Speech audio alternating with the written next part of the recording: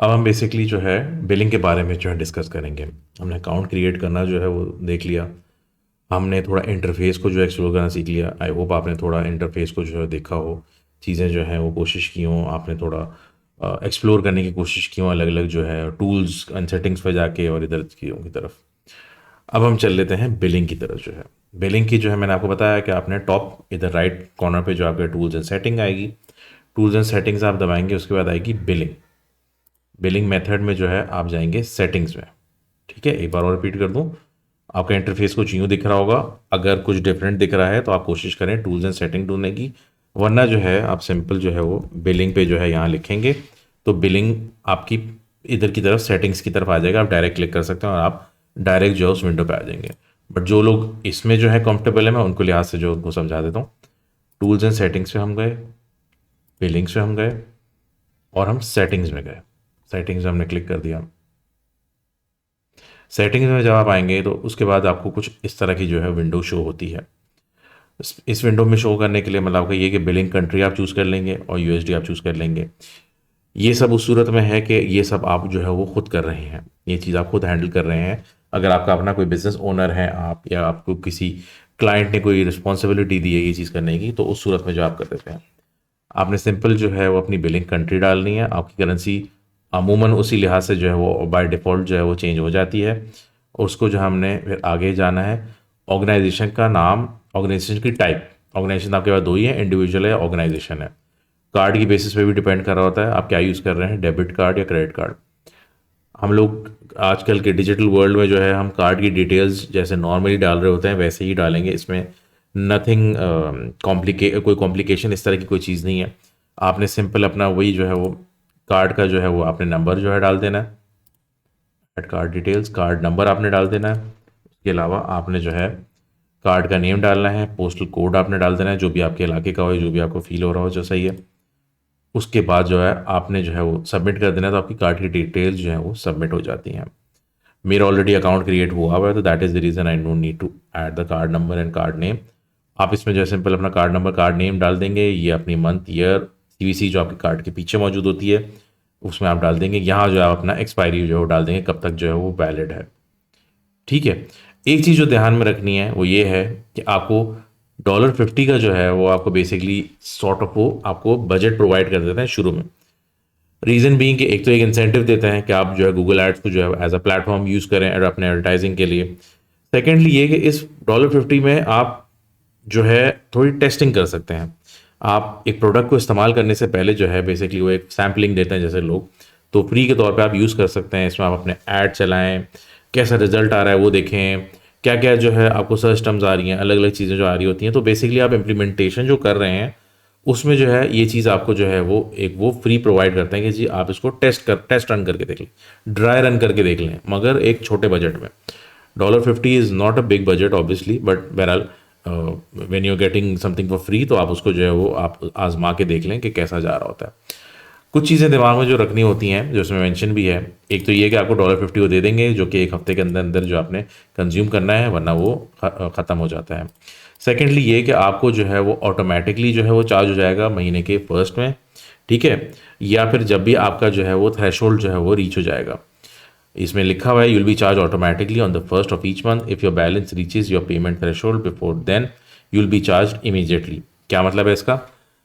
आपने जो है अपने कार्ड से जो है गूगल एड्स को बेसिकली बोल दिया, आपको फंड्स उनको प्रोवाइड कर दिए कि आपको जो है 50,000 के करीब जो है एडवर्टाइजिंग करनी है। आपने अपने माइंड में रख लिया, आपने 50,000 रुपये ट्रांसफर कर दी गूगल एड्स पे जो है।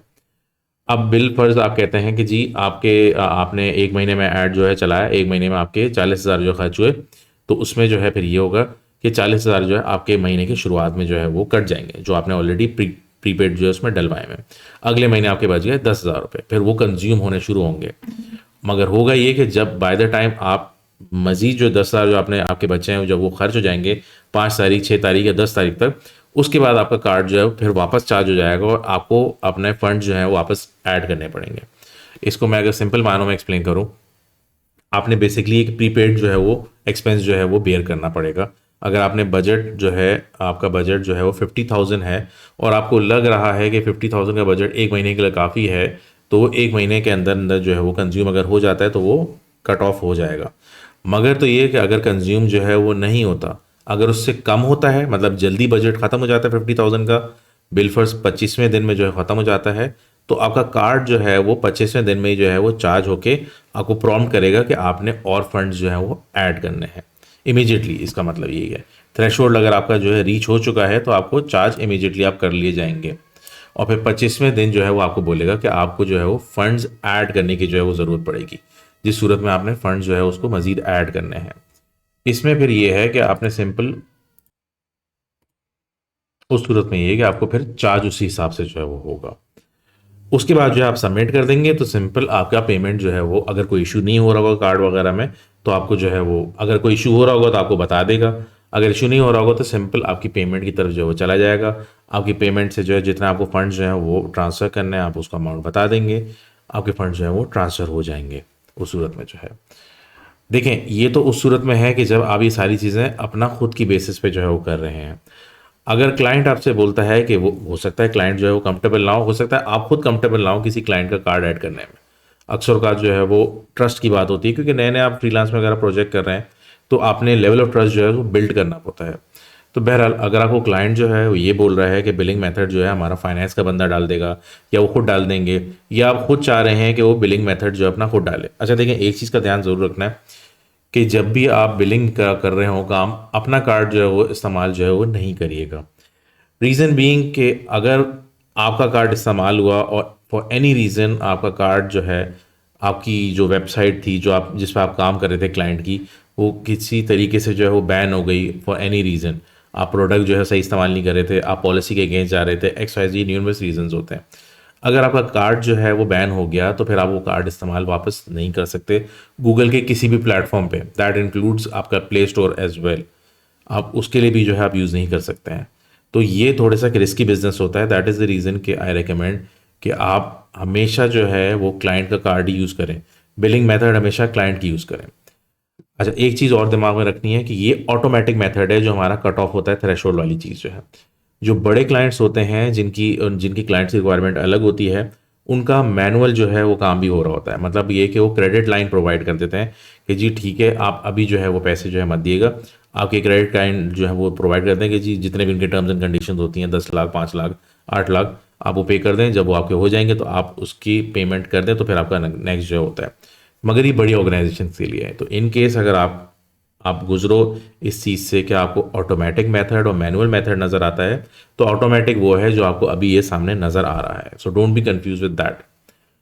हमने वो बात की कि आपका क्लाइंट जो है आपके कार्ड में अपडेट जो है वो किस तरह करे, पेमेंट मेथड जो है वो डाले किस तरह, उसके बारे में हम थोड़ा सा डिस्कस कर लेते हैं। आप सिंपल टूल्स एंड सेटिंग्स पे जो आप जाते हैं, आप उसके बाद जो है वो सेटअप पे जाते हैं। सेटअप के बाद आप जाते हैं access and security.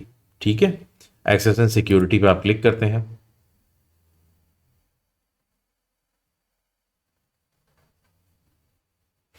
Access and security के बाद आपके पास जो है कुछ यूं करके जो है कोई विंडो जो है वो आ रही होती है।